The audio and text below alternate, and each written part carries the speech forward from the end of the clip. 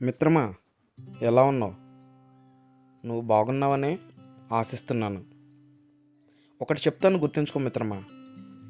జీవితంలో అత్యంత ప్రియమైన వ్యక్తి మిమ్మల్ని తీవ్రంగా మోసం చేశాడని మీరు భావిస్తే ఈ వీడియో నీకోసమే మిత్రమా. ఖచ్చితంగా విను, నీకు నెమ్మది కలుగుతుంది.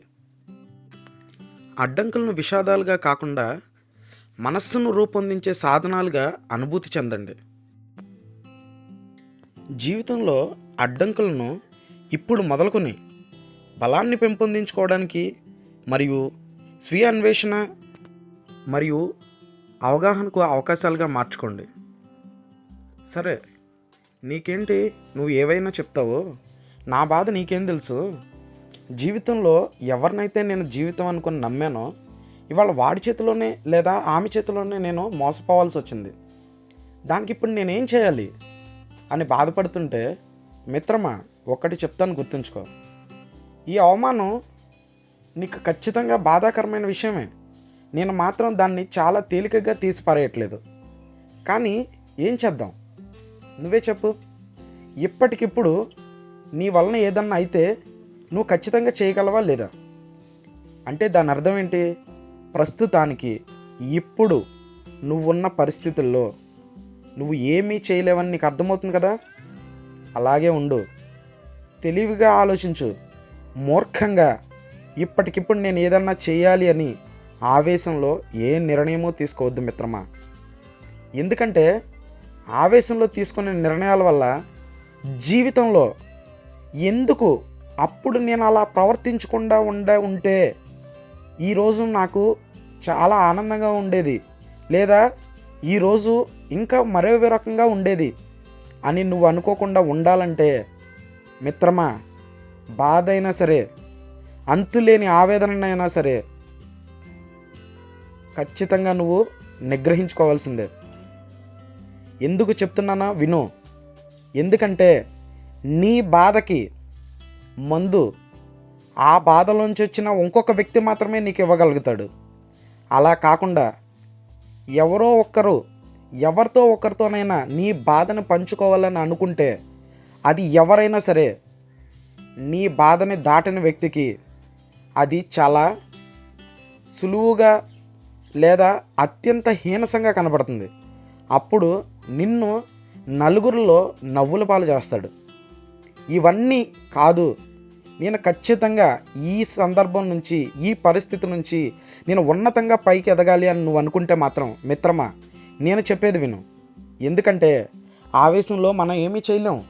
బాధలన్నీ ఉంటాయి జీవితంలో. ఏ మనిషికైనా బాధలు అనేవి సహజం. బాధలు లేని మనిషి ఉండడు, అలలు లేని సముద్రం ఉండదు, ఎగరలేని పక్షులు ఉంటాయేమో, కానీ బతకలేని మనిషి అంటే ఎవరు ఉండరు మిత్రమా. మనిషి జీవితంలో బ్రతుకు అన్నిటికంటే ముఖ్యమైనది. ఈ జీవితంలో బంధాలు, బంధుత్వాలు అన్నీ అశాశ్వతమే, అందరికీ తెలుసు. కానీ మనం ఎందుకు ఇలా ఉండాలి? ప్రతి మనిషి ఒకరోజు చచ్చిపోతాడు. అలాని మనం చావడం కోసం పుట్టలేదు కదా. చచ్చిపోతామని తెలిసినా కూడా ఇన్ని యుద్ధాలు మనం ఎందుకు చేస్తున్నాం? రేపనేది బాగుండాలనే కదా, రేపటి తరాలనేవి బాగుండాలనే కదా. అటువంటప్పుడు జీవితంలో కష్టాలు లేని మనిషి ఎవరు? జీవితంలో ఎన్నో కష్టాలు ఉంటాయి మిత్రమా.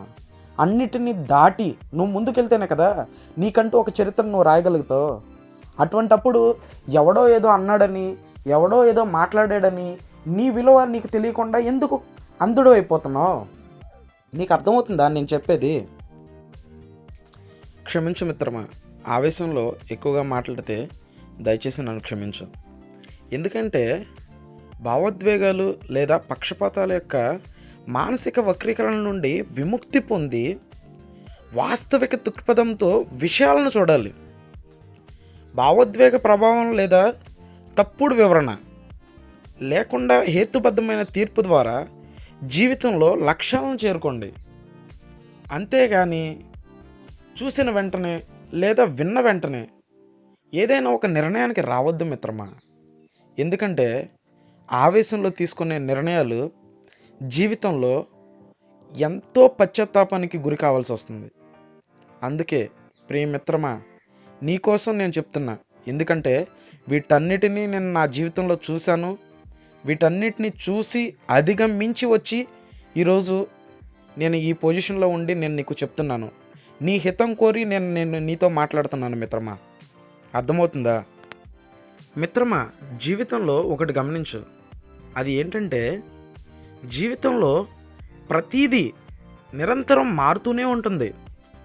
మరియు సహజ ప్రవాహాన్ని నిరోధించడం వల్ల బాధ కలుగుతుంది. మార్పును ఆశించడం కంటే అంగీకరించగలగాలి. అదే మనస్తత్వాన్ని నువ్వు స్వీకరించగలగాలి.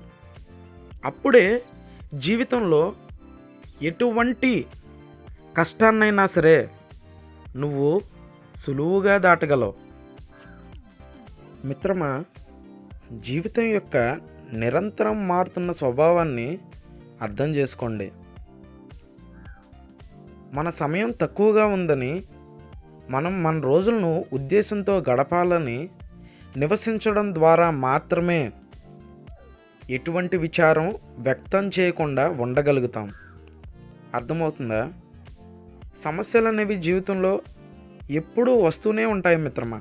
ఒకదాని తర్వాత ఒకటి లేదా ఏదో రకంగా సమస్యలు అనేవి మారుతూ ఉంటాయి, మాత్రం ఇప్పటికీ జీవితంలో రాకుండా ఉండవు. ఆ సమస్య స్వరూపాన్ని మనం అర్థం చేసుకొని దాన్ని దాటే ప్రయత్నమే జీవితం అంటే. అటువంటి ఎప్పుడు ఎందుకు దేన్ని చూసి నువ్వు భయపడుతున్నావు? ఇప్పటి వరకు నువ్వు ఎన్నో చూసావు కదా నీ జీవితంలో. అటువంటప్పుడు ఎందుకు ఈ పరిస్థితిని దాటలేనేమోనన్న భయం? ప్రశాంతంగా ఉండు మిత్రమా. ఖచ్చితంగా నీకు దారి కనిపిస్తుంది. మన ఆలోచనలను మరియు ప్రతిచర్యలను మనం ఒంటరిగా నియంత్రించుకోగలమనే వాస్తవం పదే పదే గుర్తుంచుకో మిత్రమా. నేను నీకు ఎప్పటికీ చెప్పేది ఒకటే, ఏ సమస్య అయినా సరే స్వతహాగా నువ్వు మాత్రమే దాటగలవు. ఈ వాస్తవాన్ని అంగీకరించడం వల్ల మన ఆందోళనను తగ్గించుకోవడంలో మరియు మనం ఆలోచించడంలో సహాయపడడంలో చాలా దూరం వెళుతుంది.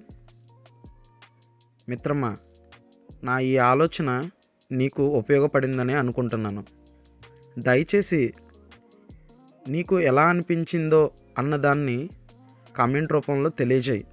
లేదా ఎవరైతే మీ మిత్రులు బాధలో ఉన్నారో ఈ వీడియోని వారికి షేర్ చేయండి.